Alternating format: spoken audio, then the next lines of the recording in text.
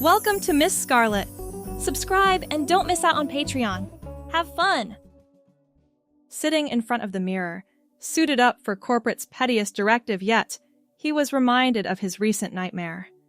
Wearing Melissa's clothes had seemed a small price to pay in the service of local charities, but he felt ridiculous. And there was more to it.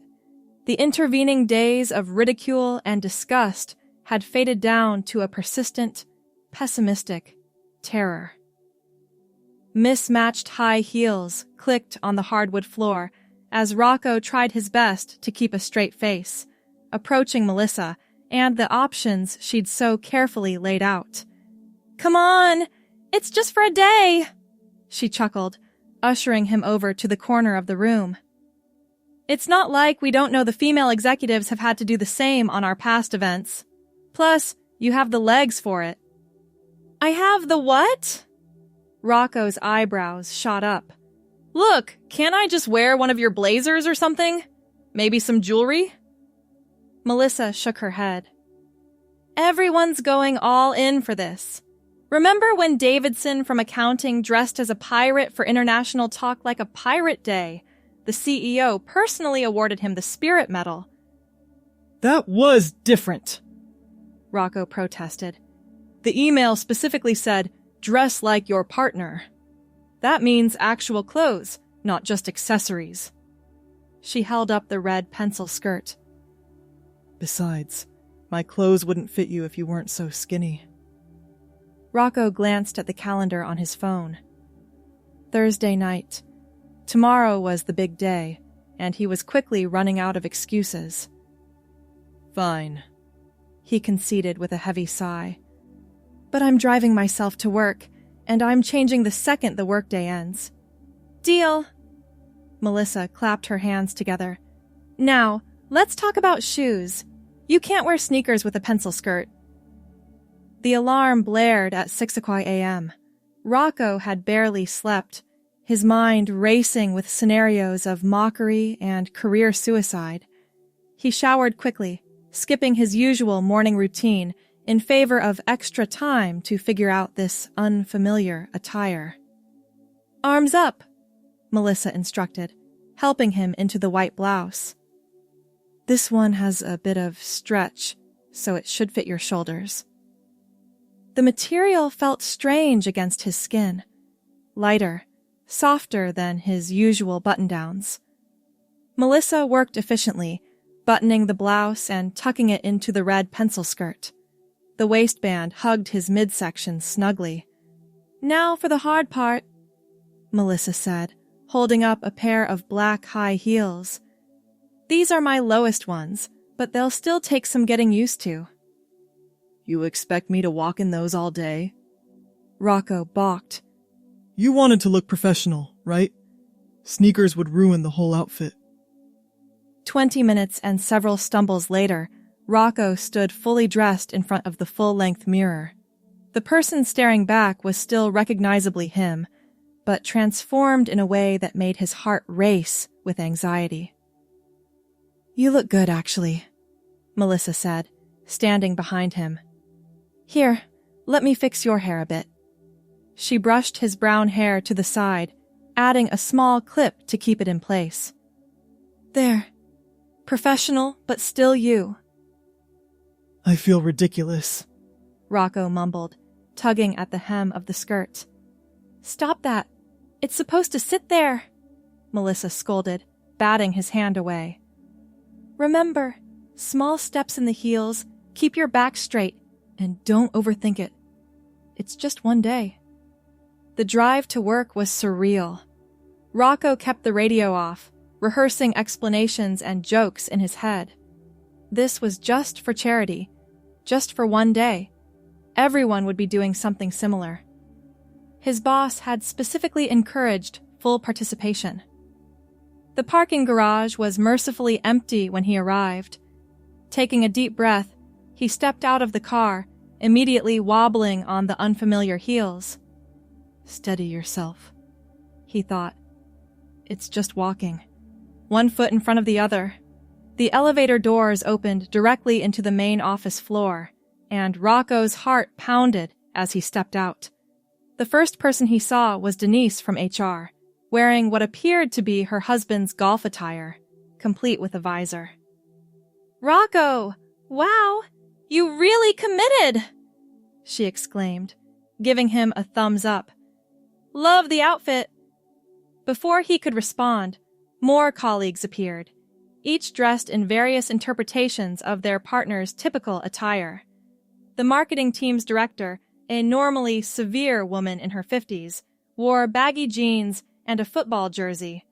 Two of the sales guys had donned sundresses and cardigans. "Good morning, everyone," came a voice from behind.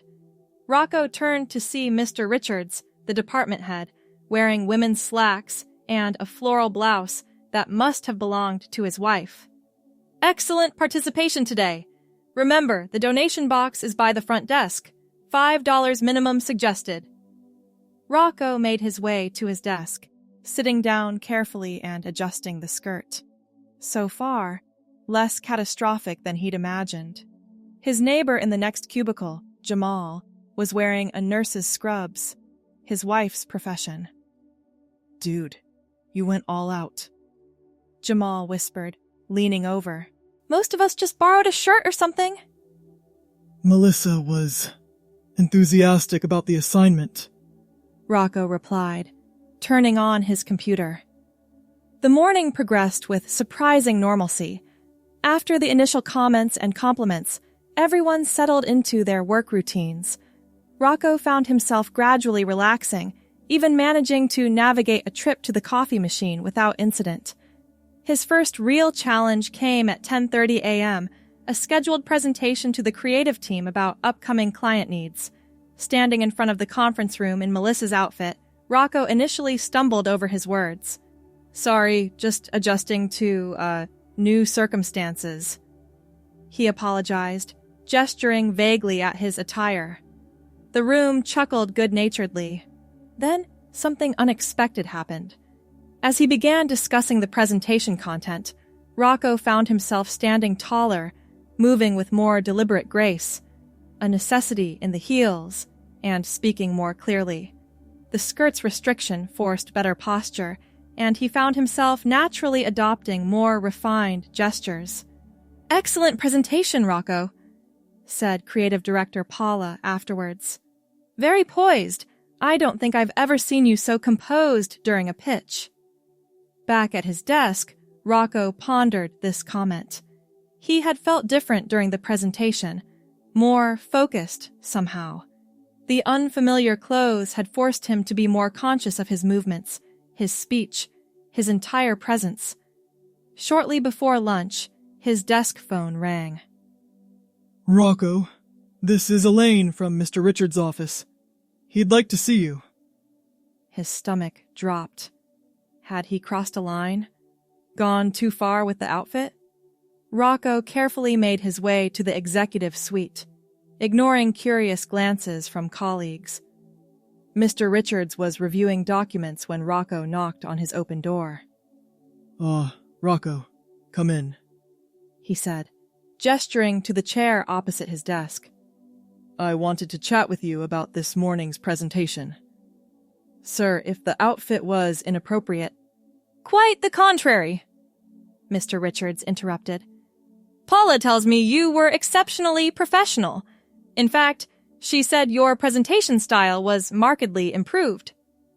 "Oh, thank you, sir." "I observed something similar during last week's client meeting. You have good ideas, Rocco, but sometimes your delivery lacks polish.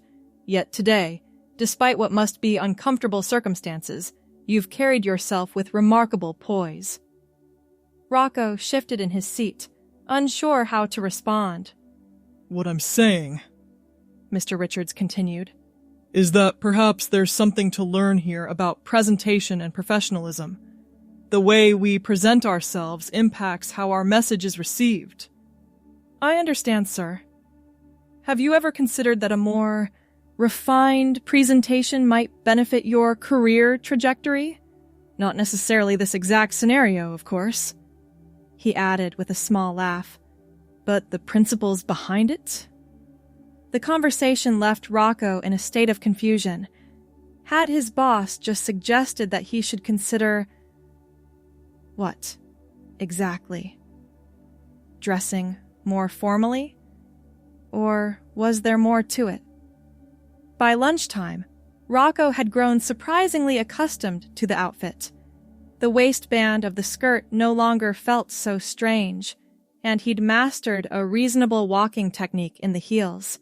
The fabric of the blouse was cooler than his usual shirts, which was actually pleasant in the warm office. "Joining us for lunch?"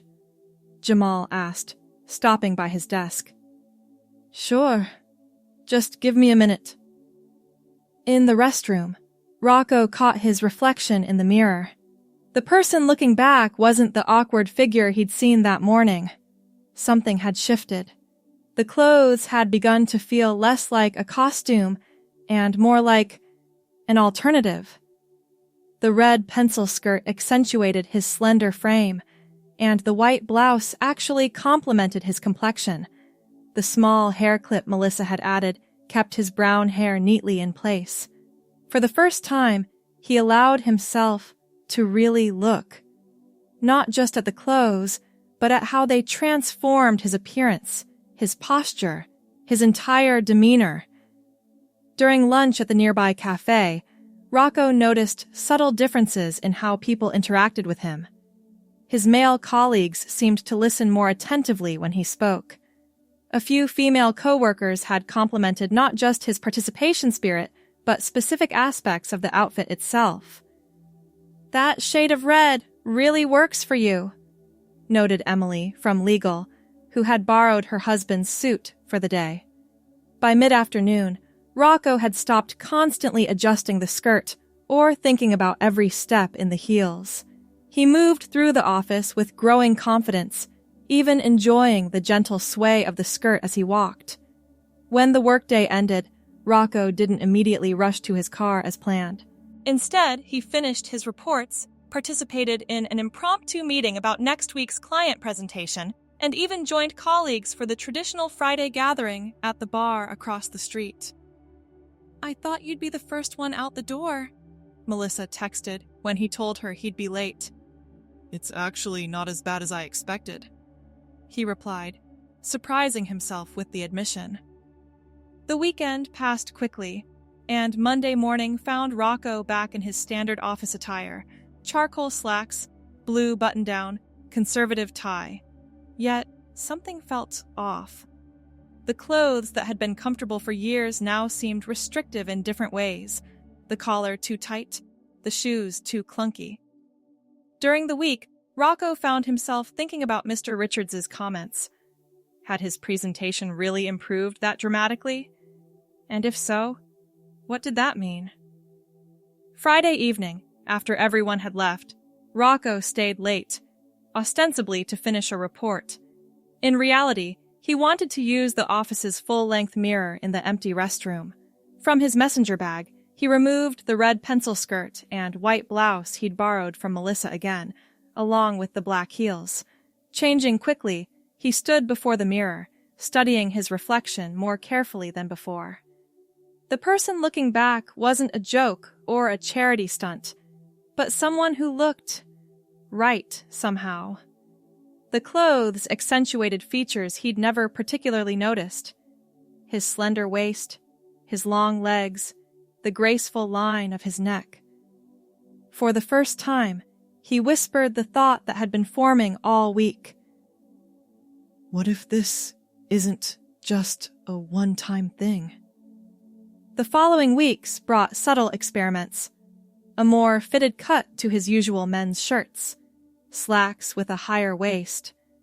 Small changes in his grooming routine, growing his brown hair out just a bit longer, using Melissa's moisturizer instead of his basic soap. 1 month after Charity Week, Rocco sat at their kitchen table, hands wrapped around a mug of tea, as Melissa returned from a shopping trip. "I need to talk to you about something," he said quietly. Melissa set down her bags and joined him at the table. "This sounds serious." Remember that charity day at work? When I dressed in your clothes? Of course. You were so nervous, but you ended up having a good time, right? Rocco nodded slowly. It was more than that. It felt right, in a way I can't fully explain. What are you saying, exactly? I've been thinking about it constantly. The way I felt, the way people responded to me. It wasn't just about the clothes. It was about who I felt like I could be in them. He took a deep breath.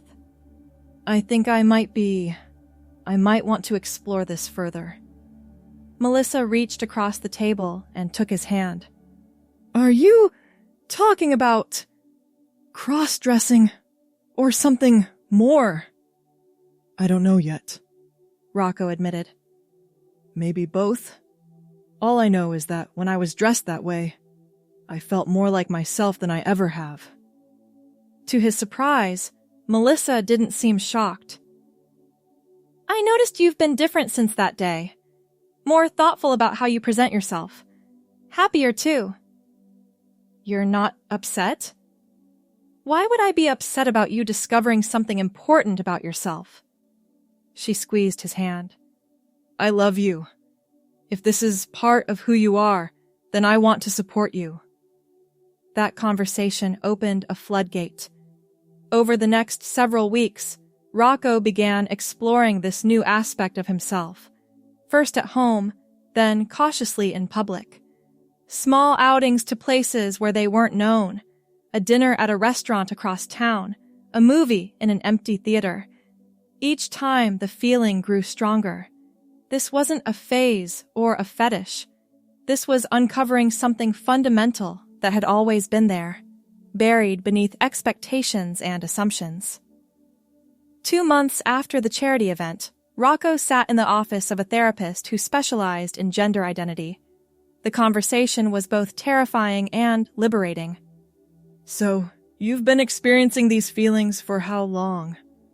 Dr. Werner asked gently. I think they've always been there in some form, Rocco replied. But I never had a framework to understand them until recently. And have you thought about what this means for you going forward? Rocco nodded slowly. I've been considering a name. Yasmin. It feels like it could be mine. That evening, Rocco, now testing the name Yasmin privately, discussed the therapy session with Melissa. Dr. Werner says what I'm experiencing is not uncommon. Many people don't fully understand their gender identity until something triggers that awareness. Like a charity dress-up day? Melissa asked with a small smile. Exactly. As ridiculous as it sounds, putting on that outfit was like finally seeing a clear reflection of myself. So, what's next? I'd like to transition gradually, start presenting as feminine more often, see how it feels in different contexts. Melissa nodded thoughtfully. You know, I have that business conference coming up next weekend. I'll be gone from Friday through Sunday. If you wanted some time alone to experiment without feeling observed. The weekend alone in the apartment was transformative. For the first time, Yasmin spent entire days living authentically. She cooked breakfast while wearing a casual dress. She worked on a presentation while sitting cross-legged on the couch in leggings and an oversized sweater. She even ventured out to the corner store, heart pounding, but chin held high. By Sunday evening, when Melissa returned, a decision had been made. I want to live as Yasmin, she announced as they unpacked Melissa's suitcase. Not just at home or on weekends. Completely. What about work? Melissa asked. Practical as always. That's the next challenge. I've been researching the company policies. They have a non-discrimination clause that includes gender identity, and Mr. Richards already hinted that my more refined presentation was a professional asset. The next morning, Yasmin requested a meeting with HR and her department head. She arrived in conservative but unmistakably feminine attire, black slacks with a subtle flare, a cream-colored blouse, and low heels. Her growing brown hair was styled simply but elegantly around her face. "I appreciate you both meeting with me," she began, heart racing, but voice steady. "I wanted to inform you that I am transgender, and I will be transitioning at work. I would like to be addressed as Yasmin from now on." Denise from HR nodded supportively. "Thank you for sharing this with us, Yasmin. We want to make this transition as smooth as possible for you. Let's discuss what support you need." The conversation was straightforward and professional. Yasmin provided the name change documentation she'd prepared. They discussed practical matters like email addresses, nameplate changes, and bathroom access. Mr. Richards assured her that her position and responsibilities would remain unchanged. "Your work has been exemplary," he noted. "That's what matters to this company."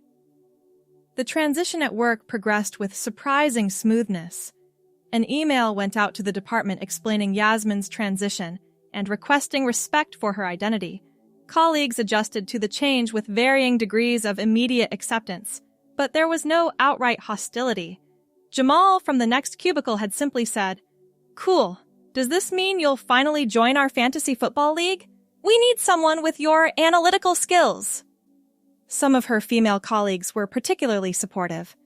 Emily from legal invited her to lunch during that first week.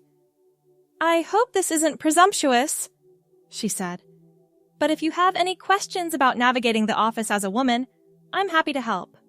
3 months after that pivotal charity day, Yasmin attended the quarterly all-hands meeting wearing an elegant navy blue dress that Melissa had helped her select.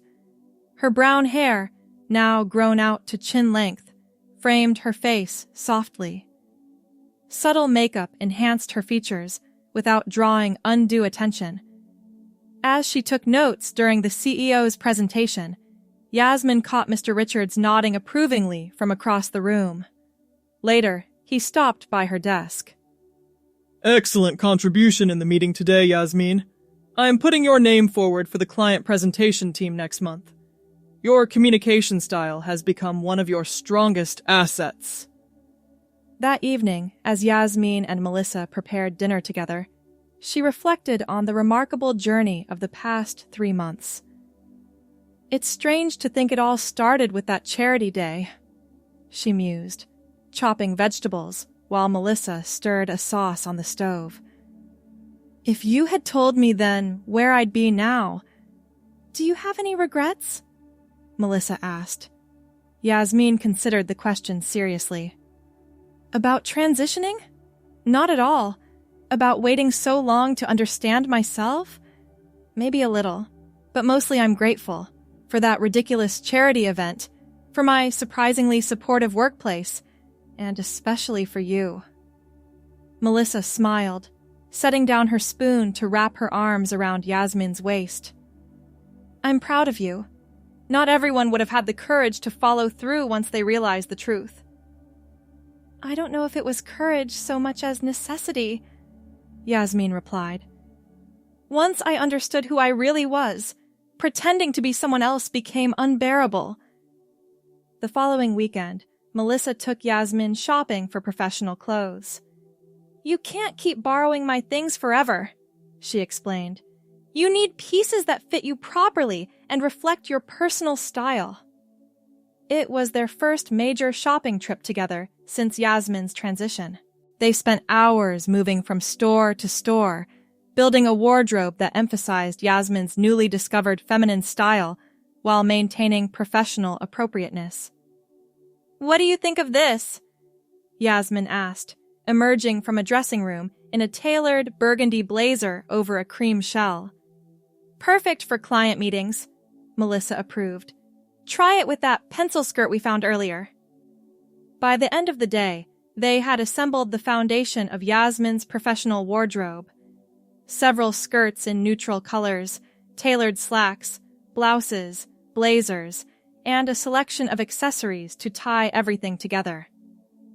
"I never understood before why you enjoyed shopping so much," Yasmin admitted as they loaded bags into the car. "Now I get it. It's not just about clothes, it's about creating your identity, presenting yourself to the world. The client presentation team met weekly to prepare for the upcoming pitch.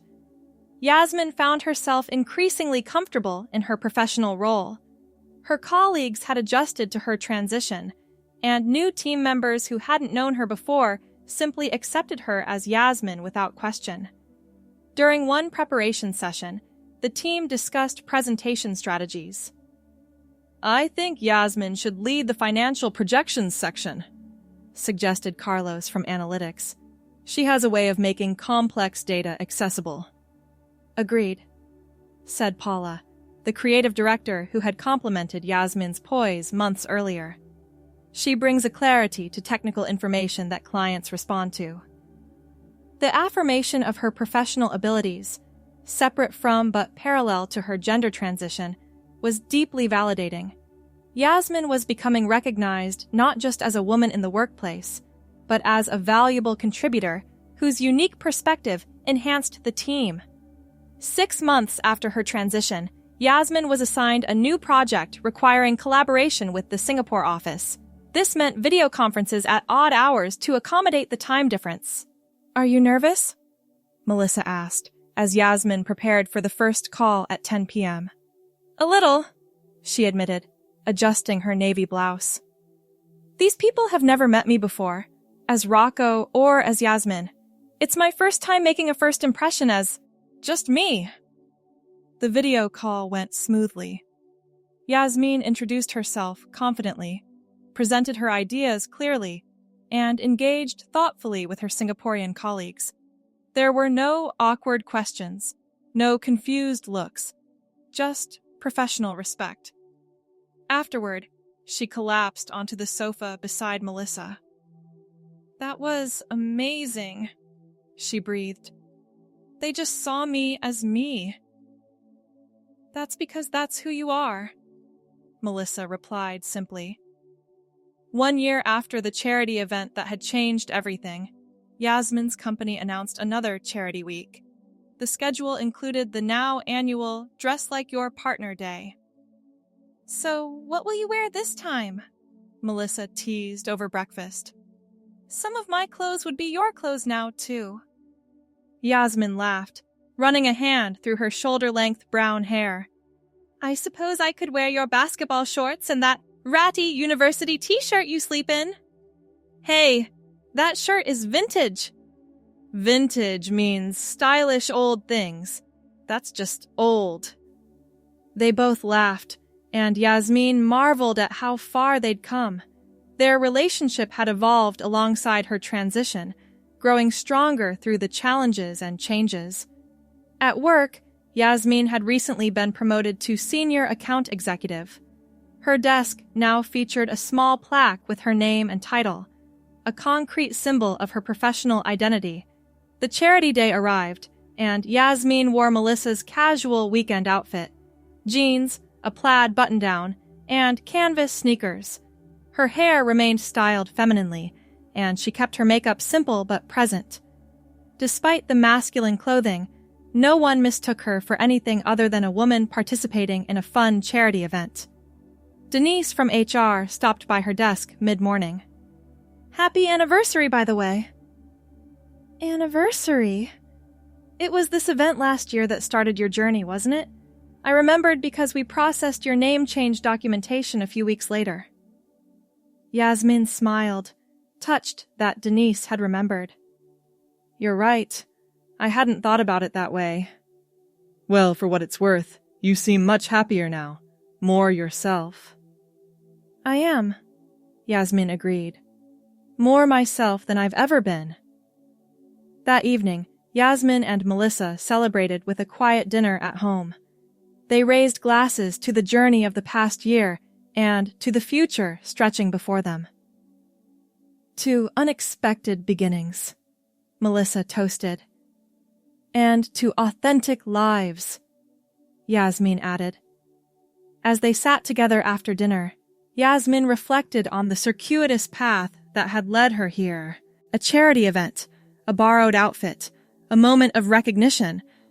These seemingly small things had unveiled a truth she might otherwise have never confronted. "Do you ever wonder," she asked Melissa, "where we'd be if I hadn't participated in that charity day?" Melissa considered the question. "I think you would have found your way eventually. The truth has a way of making itself known." "Maybe," Yasmin acknowledged. "But I'm grateful it happened when it did, and how it did." She thought about her life now, her career flourishing, her relationship stronger than ever, her sense of self clear and certain. The person she had become was not a reinvention, but a revelation. Yasmin had always been there, waiting to be discovered beneath layers of expectation and conformity. The red pencil skirt that had started it all hung in her closet now, a memento of that first step on an unexpected journey. Sometimes, the most profound changes begin with the smallest choices.